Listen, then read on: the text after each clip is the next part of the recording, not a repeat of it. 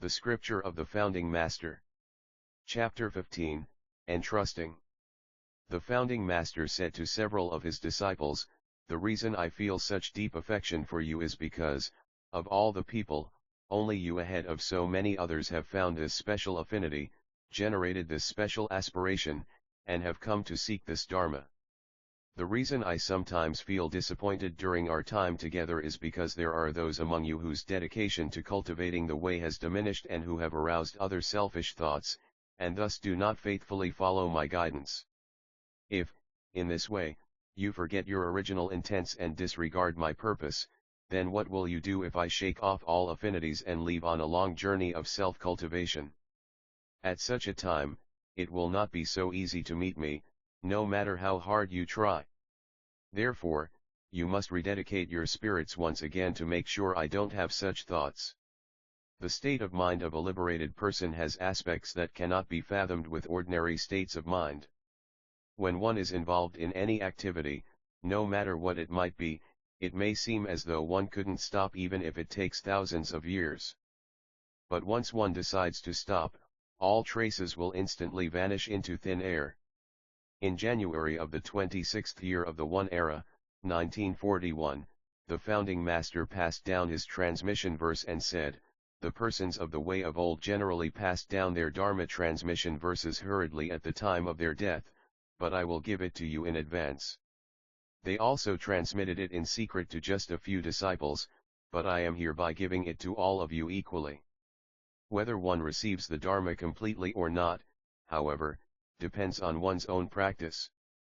Thus, each of you must devote yourself to practice, so that you will have no regrets in the future. A year before his nirvana, the Founding Master often urged his disciples to finish the compilation of the principal book of Won Buddhism, which was in progress. He often stayed up late into the night editing. When the manuscript was completed, he had it sent immediately to the printers, saying to his disciples, "Since time is short, the book may not be perfect at this point, but the broad essentials of my whole life's aspiration and vision are for the most part expressed in this one volume. Hence, please receive and keep this book so that you may learn through its words, practice with your body, and realize with your mind. Let this Dharma be transmitted forever throughout tens of thousands of later generations. In the future, people in the world will recognize this Dharma and be greatly impressed, so that there will be countless numbers of people who will respect and revere it." A few months before his nirvana, the Founding Master often charged both the congregation and specific individuals, "I will soon be going to a remote place for self-cultivation. Reflect on whether you will regress or not even when I am gone, and fortify your minds anew. The present day is definitely a time of trial, so those with shallow faith will wilt, but those with firm faith will see good results. My Dharma is transmitted so that anyone with faith and dedication and with public spiritedness can receive it. Do not bemoan later that you failed to receive this Dharma, but make haste to take this right Dharma and make it your own flesh and blood." The Founding Master one day said to Songkyu, "Ever since you met me, you have done everything as I instructed, never insisting on your own opinion. I know this is because you have such deep faith in me. But what would you do if I were suddenly to leave you for a long time? From now on, I want you to try also to express your opinions on all matters and to lead the congregation using your self-power." Again, he said, "These days, the colonial official surveillance of me is getting more and more intense, making it difficult for me to stay here for a long time. In the future, there will be some people who might occasionally harass the order, making those moments hard to bear. However, nothing serious will happen, so you needn't worry." The Founding Master said, "If you continue to progress in your practice just as you did when you first aroused the aspiration to follow me, no one will fail. However, in cases where one is trying to rise from inferior spiritual capacity to middle spiritual capacity, or starts from middle spiritual capacity but is unable to get over the threshold, then one will be afflicted by all kinds of symptoms of disease and one will most likely fail to reach superior spiritual capacity. Thus, you must work especially hard to get over this perilous hill of middle capacity. The disease of middle capacity starts, First, with becoming bored with spiritual practice. The symptom of this disease is finding all things to be troublesome and tedious, so that one's thoughts and words are sometimes inferior even to those of secular people. Second, being neither authentically enlightened nor utterly ignorant, one sometimes says or writes things that impress many people, who in turn admire and applaud one. Thus one assumes that one is superior to everyone else and, being overconfident, forgives all one's own faults. One recklessly criticizes senior teachers, casts skeptical doubts on the Dharma and the truth, and becomes obstinate about one's own views. If one is not careful, these symptoms may even destroy all the merits one has been accumulating and ultimately may readily destroy the great enterprise involving an eternity of kalpas. Thus, the Buddha and the enlightened masters of the past warned about these symptoms of skeptical doubt and a lack of faith. Today there are quite a few among you who have caught this disease. Hence, it would be good if you would reflect on this yourselves and free yourselves from that state, but if you don't, you will not only destroy yourselves in the future but it will also become a major problem for the order. Therefore, you must arouse great zeal and focus your energies on the practice that will overcome this situation. The method of easily surmounting middle spiritual capacity involves devoting yourself without deception to a teacher who possesses the Dharma, while at the same time reflecting on your own original vows and recollecting often the dangerous consequences of middle spiritual capacity. Once you overcome this situation, you will speed toward Buddhahood as if flying in an airplane. In January of the 28th year of the Won era, 1943, the founding master released the newly designed doctrinal chart and said, "The quintessence of my teachings and Dharma lies herein, but how many of you can understand my true intention?" It seems that only a few of you in this congregation today can receive it fully. This is due to your lack of one-minded concentration because, first, your spirits tend toward wealth and sex and, secondly, you are inclined toward reputation and vanity. This being the case, you must decide which to leave behind and which to seek. You will find success only by making a big decision and taking just a single road. The founding master asked the congregation in the meditation hall, throughout this whole wide world, from the past up through the present, who had the greatest talent and became the vessel that delivered sentient beings from the sea of suffering, and through what means was this accomplished? Also, what kind of talent do you seek to attain by coming here to practice? After several disciples gave their answers, Songtazeng replied, "The people who attain the greatest talent and became the vessels for delivering all sentient beings are all the Buddhas of the 3 time periods. The practice that we are most anxious to attain is that practice which will allow us to attain the talent of the Buddhas. Hence, our minds will be unshaken by perverse ways or trivial practices not only in this current lifetime, but even over several thousands of kalpas in the future.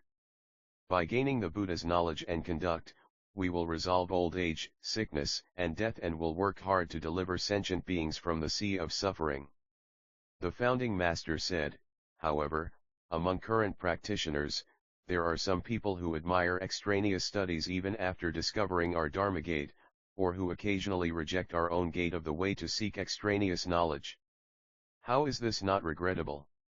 Therefore, in order to reaffirm your own original vow, each of you must resubmit your vow so as to continue this practice through till the end. Receiving his command, the congregation of the meditation hall rewrote their vows and continued on with their practice. The founding master said, "In the 28 years since I founded this order, my sermons on the Dharma have been overly explicatory. Though I'm not concerned about those of superior spiritual capacity, I worry that those who are of middle and inferior spiritual capacities presume the Dharma is easy and, having become like the legendary 9-tailed foxes, manage to change only their outward appearance and so will find it difficult to attain the true way. This is a real concern. From now on, do not become generally engrossed only in explications of the Dharma, but work hard to progress in concert through the threefold study." The founding master said, "I have founded many religious orders over many lifetimes and kalpas, but this order is the largest in scope. Along with the first 9 disciples at the founding, there will be innumerable zealous devotees in the future who will dedicate their lives to this order. The founding master said, I have been teaching you for a long time, but there are three things I regret. First, many of you talk about the arcane, sublime truth with your mouths, but rare are those whose conduct and realization have reached an authentic state. Second, although you see with your physical eyes, rare are those who perceive with their mind's eye. Third, many of you have seen the transformation body of the Buddha, Nirmanakaya, but rare are those who have clearly seen the Dharmakaya Buddha. The founding master said, there are three difficulties facing a religious order. One is the difficulty of understanding the absolute realm of ill one. Two is the difficulty of incorporating the truth of ill one into one's conduct, so that one will practice with one suchness in action and rest. Three is the difficulty of teaching the truth of ill one concisely and clearly to the general public. Nevertheless, the most difficult task becomes easy if practitioners firmly make up their minds and devote themselves to attaining it. On the other hand, for those who are not willing to pursue it or who give up midway, even the easiest task becomes difficult. The founding master said, foolish people do not understand the merit that rain and dew bring to heaven and earth. Ordinary people do not understand the merit that sages bring to the world. Therefore, only after a drought will everyone appreciate the rain, only after sages have departed will everyone realize the gracious merits of their Dharma. On May 16, 1943, the founding master gave a Dharma talk to the congregation at a regular Dharma meeting. On my way to this great enlightenment hall just now, I saw several children playing in the woods beside the road. Seeing me, one of the children called out a signal, and they all stood up and bowed. They seemed quite orderly, evidence that those children were gradually maturing. When people are very young, they don't fully understand the particulars of their parents and siblings or their relationship to them, and are even more ignorant about their proper duties toward them. As they mature, however, they come to understand their particulars, relationship, and duties. Likewise, when practitioners are ignorant, they do not understand the particulars of how one becomes a Buddha, Bodhisattva, or ordinary sentient being, the relationships between themselves and heaven, earth, and the myriad living things, or each person's path between death and rebirth. As their practice gradually matures, however, they come to understand all about the particulars, relationships, and duties. Therefore, we come to understand the way in the same manner that an immature child gradually becomes an adult. Thus a child grows up and becomes an adult, an ordinary being awakens and becomes a Buddha, or a disciple learns and becomes a master. Therefore, you must acquire more and more real ability and become teachers of the younger generation, while each of you becomes a great pioneer in the great task of delivering all sentient beings and curing the world. It is said in the Yinfuqing Dark Amulet scripture, birth is the root of death, death is the root of birth. Birth and death are like the cycle of the four seasons or the recurrence of day and night, that is, it is the law that operates the myriad living things in the universe and the universal truth that makes heaven and earth circulate. The only difference is that Buddhas and Bodhisattvas are not deluded regarding such comings and goings and thus are free, while ordinary sentient beings are deluded, and thus are not free. However, the births and deaths of the physical bodies of Buddhas and Bodhisattvas or ordinary sentient beings are all the same. Thus, believe not in the person alone but in the Dharma, and work hard to acquire the ability to be free and undeluded regarding birth and death, coming and going. The fact that we hold regular Dharma meetings in this manner is like a merchant coming to a marketplace. Having come to shop, he will feel it worthwhile only if he will receive assistance in his living by selling his own goods as well as buying others according to his needs. Therefore, convey such opinions as might be beneficial to others, each according to one's knowledge, while revealing one's doubts and learning from others, and taking their words as a precious mirror. Be especially careful not to come and go in vain. Because the matter of birth and death is great and change occurs so rapidly, it is not something to take lightly. The founding master said, the three goals of our enterprise are edification, education, and charity. In the future, we must always promote these three in tandem if our enterprise is to be flawless. The founding master said, in my teachings and Dharma, the threefold study, the 8 articles, and the fourfold grace, which are the fundamental principles of this doctrine that has the ill one as its cardinal tenet, cannot be altered regardless of the era or the country. The remaining items or systems may be revised to fit a particular era or country. The founding master said, in the past, religious orders, governments, or private organizations each relied on laws that perpetuated disparities in order to regulate people. In the coming era, however, laws that are biased in any situation will not be considered virtuous because they will be unable to edify the masses equally. Therefore, in our order, if any person of the way appears who has had a great enlightenment, that person should be honored with the status of the Tathagatas, whether lay or ordained, male or female, old or young.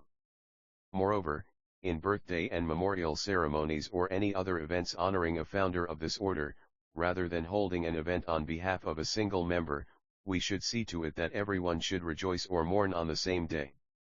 The founding master said, "It is crucial that you transmit my Dharma to posterity by writing it down and explaining it orally.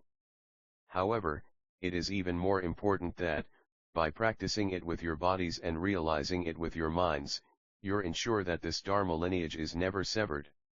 If you do so, the merit will be incalculable." The founding master said, "The tasks of a master founding a new Dharma, of the disciples receiving that Dharma and transmitting it to posterity, and of the congregation in later generations willingly receiving that Dharma and putting it into practice form a trinity. Their merits, too, are identical.